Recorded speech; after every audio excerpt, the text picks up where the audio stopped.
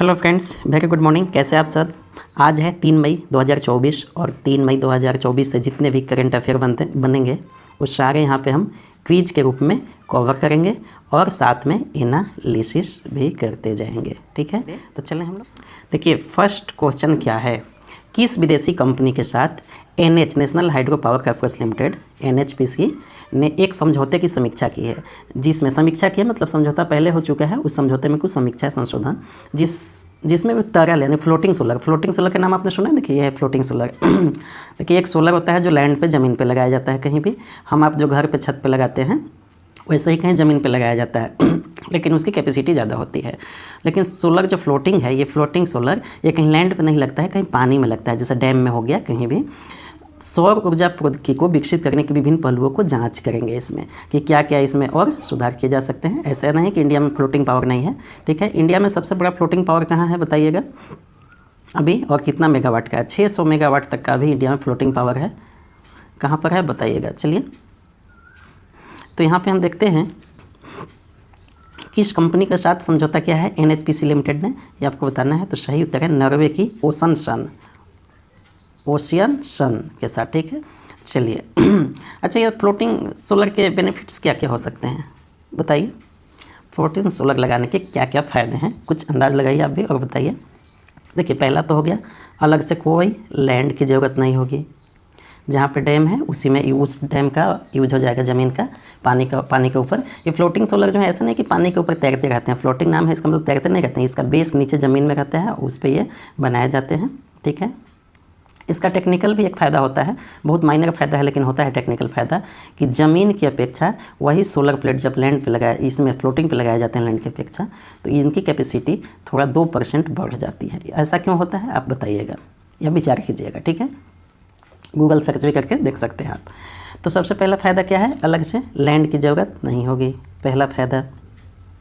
Labour और material cost भी कम हो जाता है इसका लैंड की अपेक्षा में। ठीक है, और इसका एक बेनिफिट सबसे बड़ा ये है कि जहाँ इंस्टॉल किया जाता है, जैसे कि मान लीजिए हाइड्रो पावर कहीं है, हाइड्रो पावर कहीं बैठा हुआ है, तो हाइड्रो पावर है तो ऑलरेडी वहाँ पे ग्रिड से वो जुड़ा हुआ होगा, हाइड्रो पावर ट्रांसमिशन लाइन से, जिसको टावर वाली बड़ी लाइन से। तो वहीं पर ये जब फ्लोटिंग सोलर प्लेट बैठेगा तो अलग से कोई ट्रांसमिशन लाइन बैठाने की ज़रूरत नहीं पड़ेगी, सीधे इसी ग्रिड में जाकर ये जुड़ जाएगा। तो अलग से कोई ट्रांसमिशन लाइन बैठाने की ज़रूरत नहीं पड़ेगी, तो वो भी खर्च यहाँ पे बैठ जाएगा, यानी कि ट्रांसमिशन लाइन का कॉस्ट भी बचेगा। तो ये सारे बेनिफिट हैं फ्लोटिंग सोलर सिस्टम के। चलिए चलते हैं सीधे अब नेक्स्ट क्वेश्चन नंबर 2 पे। किस बुक कवर डिजाइनर ने प्रदीप सोबास्टियन की द बुक ब्यूटीफुल की किताब कवर को डिजाइन करके Oxford book store book cover पुरस्कार 2024 का नवा संस्करण प्राप्त किया है? तो सही उत्तर क्या है, भवि मेहता। देखिए, अमेजन पे ये बुक उपलब्ध है। Designer Bhavi Mehta wins Oxford book store book cover prize 2024 for the book beautiful. चलें नेक्स्ट क्वेश्चन 3। किस संगठन ने मई 1, 2024 को बालासोर में उड़ीसा के चांदीपुर के किनारे डॉक्टर APJ अब्दुल कलाम द्वीप डॉक्टर APJ अब्दुल कलाम द्वीप का पुराना नाम क्या है?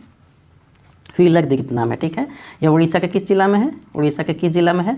भद्रक जिला में। और पुराना नाम क्या है? व्हीलर द्वीप। डॉक्टर APJ अब्दुल कलाम का पुराना नाम क्या है? व्हीलर द्वीप। तो व्हीलर द्वीप से इसे डॉक्टर APJ अब्दुल कलाम द्वीप नाम कब बदल कर किया गया, आप नीचे कमेंट में बताइएगा। ठीक है, कमेंट में बताइएगा इस चीज़ को। चलिए, तो हम क्या देख रहे थे, किस संगठन ने 1 मई 2024 को बालासोर उड़ीसा के चांदीपुर के किनारे से डॉक्टर APJ अब्दुल कलाम द्वीप से एक लंबी दूरी से supersonic missile assisted release of torpedo, उसका नाम क्या है शॉर्ट में, स्मार्ट प्रणाली का सफलतापूर्वक परीक्षण किया है? ठीक है, तो किसने किया है ये आपको बताना है, इसरो ने या वायुसेना ने, किसने किया है? तो ये DRDO ने किया है। DRDO ने, रक्षा अनुसंधान और विकास संगठन। चलिए देखिए फ्रेंड्स, यहाँ पे स्टार दिए जा रहे हैं क्वेश्चन का, कौन सा कितना इंपॉर्टेंस है। तो एक यहाँ पे न्यूज था, सोलोमन द्वीप के नदीप समेत 2024 में पहली बार कौन से चुनाव एक साथ आयोजित किए हैं? तो राजनगर परिषद और राष्ट्रीय परिषद। इसको हमने इसलिए कवर किया है ताकि वन नेशन वन इलेक्शन आपने सुना होगा, ये बीजेपी सरकार कहती है कि राज्य सरकार का और केंद्र सरकार का यानी विधानसभा का और लोकसभा का चुनाव एक साथ होना चाहिए, और इस पर कमेटी का गठन हाल ही में किया गया था। वन नेशन वन इलेक्शन के कमेटी का गठन किया गया था और उस कमेटी के अध्यक्ष कौन थे? हमारे पूर्व राष्ट्रपति, उसके अध्यक्ष थे कौन? रामनाथ कोविंद। रामनाथ कोविंद, और इन्होंने अपना रिपोर्ट भी सौंप दिया है इस पर। तो इसीलिए क्वेश्चन इंपॉर्टेंट हो जाता है कि सोलोमन द्वीप समूह, देखिए ये ऑस्ट्रेलिया है, ऑस्ट्रेलिया के बगल में है सोलोमन द्वीप समूह है।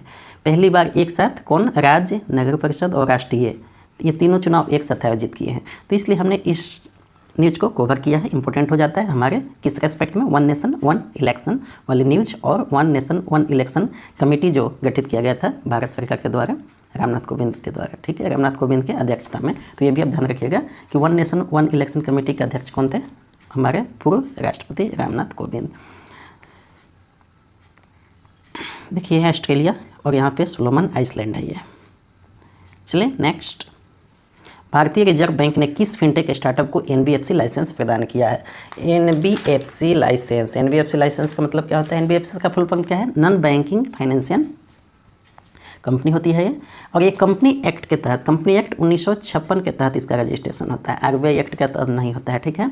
इसलिए एनबीएफसी बैंकिंग में और एनबीएफसी में थोड़ा सा डिफरेंट होता है। जैसे कि ये डीडी डिमांड ड्राफ्ट जारी नहीं कर सकती एनबीएफसी, चेक जारी नहीं कर सकती, क्योंकि पेमेंट एंड सेटलमेंट एक्ट के तहत ये रजिस्ट्रेशन इसका नहीं होता है। तो ये पेमेंट के लिए जो चेक का पेमेंट होता है, तो पेमेंट एंड सेटलमेंट एक्ट इस पर लागू नहीं होता है, इसलिए चेक भी जारी नहीं कर सकती। थोड़ा सा एनबीएफसी में और बैंक में डिफरेंट होता है।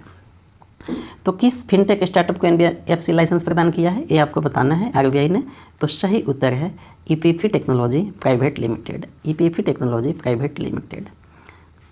चलिए नेक्स्ट क्वेश्चन नंबर 6 क्या है? भारतीय राष्ट्रीय भुगतान निगम एनपीसीआई, एनपीसीआई की स्थापना कब हुआ था और इसका हेडक्वार्टर कहाँ है, आप बताइएगा। एनपीसीआई की विदेशी शाखा एनपीसीआई इंटरनेशनल पेमेंट्स लिमिटेड ने किस केंद्रीय बैंक के साथ समझौता किया है ताकि नामीबिया देश में एक यूनिफाइड पेमेंट्स इंटरफेस यूपीआई जैसे त्वरित भुगतान प्रणाली विकसित किया जा सके? यूपीआई जैसा ही एक प्रणाली भुगतान करने के लिए नामीबिया के साथ समझौता किया है एनआईपीएल, एनपीसीआई का ही इंटरनेशनल पेमेंट लिमिटेड एक शाखा है, विदेशी शाखा हमारे यहाँ। तो किसके साथ? सही उत्तर क्या है? बैंक ऑफ नामीबिया के साथ। बैंक ऑफ नामीबिया, नामीबिया का सेंट्रल बैंक है, जैसे हमारे यहाँ का आरबीआई सेंट्रल बैंक है। चलते हैं सीधे नेक्स्ट क्वेश्चन। वैशाली रमेश बाबू को अंतर्राष्ट्रीय शतरंज महासंघ द्वारा किस खिताब से सम्मानित किया गया? तो ग्रैंड मास्टर से सम्मानित किया गया है इन्हें। इसे हम 4 स्टार में रखते हैं, 4 स्टार हमने इसको दिया है। इसका कारण क्या है 4 स्टार देने का? ग्रैंड मास्टर तो बहुत सारे लोग बने हैं। अभी तक टोटल ग्रैंड मास्टर कितने बने हैं भारत में? भारत में टोटल इनको लेकर के ये 84 ग्रैंड मास्टर हो गए, ये 84 में ग्रैंड मास्टर हो गए, ठीक है।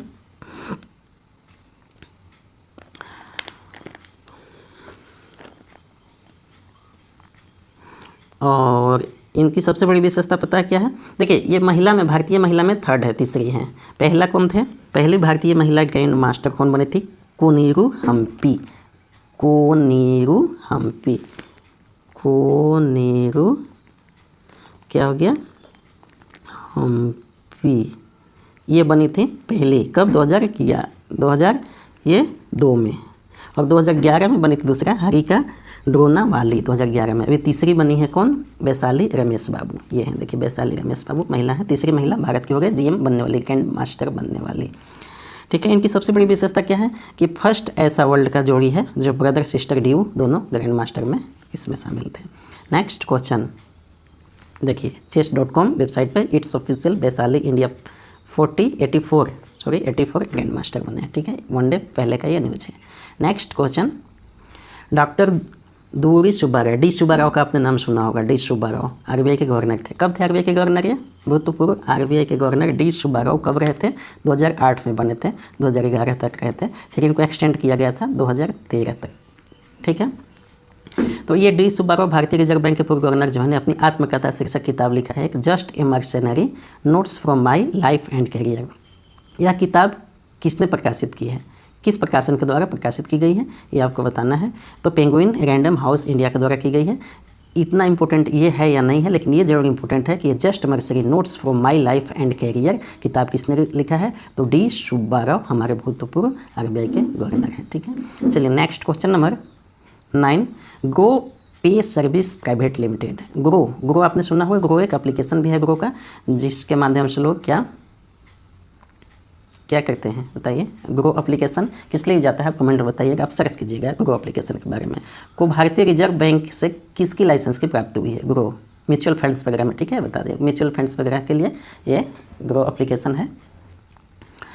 तो payment and service private limited को आरबीआई ने किस लाइसेंस प्रदान किया है, किस तरह का लाइसेंस प्रदान किया है हाल ही में? तो ऑनलाइन भुगतान एग्रीगेटर का। ये ऑनलाइन भुगतान एग्रीगेटर क्या होता है? ये थर्ड पार्टी सर्विस प्रोवाइडर होता है पेमेंट के मामले में, पेमेंट करने के मामले में। जैसे मान लीजिए कि आप सबसे पहले आप फॉर्म भरते हैं किसी जॉब्स के लिए, रेलवे के लिए भरते हैं, एसएससी के लिए, बैंकिंग के लिए, तो वहाँ पेमेंट करते हैं। तो ये पेमेंट जो करते हैं तो क्या रेलवे एसएससी जो है वो खुद अपना पेमेंट का सिस्टम थोड़ी ही रखा है, वो थर्ड पार्टी से पेमेंट का क्या लेता है, सर्विस लेता है। तो वो जो थर्ड पार्टी है, मतलब आपने पेमेंट किया और वो थर्ड पार्टी पेमेंट यहाँ सर्विस प्रोवाइड किया, और वो जो रेलवे बैंकिंग का फॉर्म भरे थे उसके पास वो पेमेंट चला गया, ठीक है, इसमें से कुछ इसका कमीशन बनता है। तो इसी प्रकार के लाइसेंस, इसको बोलते हैं क्या, पीए, ऑनलाइन भुगतान समन्वयक है, हिंदी इसको बोलते हैं पीए, पेमेंट एग्रीगेटर। ये आप ध्यान रखिएगा, ये टर्म समझना बहुत जरूरी था। तो पेमेंट एग्रीगेटर क्या होता है? जैसे आप रेलवे का टिकट बुक करते हैं, तो रेलवे का टिकट बुक करते हैं तो वहाँ भी आप पेमेंट करते हैं कई माध्यम से, यूपीआई से कर सकते हैं, नेट बैंकिंग से, क्रेडिट कार्ड से, डेबिट कार्ड से। तो ये जो पेमेंट का सुविधा फैसिलिटी कराता है, यही कोई पीए कोई होता है, पेमेंट एग्रीगेटर जुड़ा रहता है, उसके माध्यम से रेलवे तक पैसा पहुँचता है, इसका कुछ कमीशन अपना होता है। तो इसी प्रकार का लाइसेंस आरबीआई से प्राप्त किया है किसने? ग्रो एप्लीकेशन ने। तो ये बताना था आपको कि कौन सा लाइसेंस प्राप्त किया है, तो पेमेंट एग्रीगेटर का लाइसेंस प्राप्त किया है ग्रो एप्लीकेशन ने। चलिए नेक्स्ट क्वेश्चन देखते हैं। आपूर्ति और मांग सर्वेक्षण और उपभोक्ता आत्मविश्वास सर्वेक्षण किसके द्वारा आयोजित किए गए हैं? ये आपको बताना है। तो सही उत्तर है आरबीआई के द्वारा, रिजर्व बैंक ऑफ इंडिया के द्वारा। और यहीं पे आज हम अपने सेशन को समाप्त करते हैं। और आपने अभी तक हमारे चैनल को सब्सक्राइब नहीं किया है तो बस सब्सक्राइब अभी कर ही लीजिए। Thank you very much.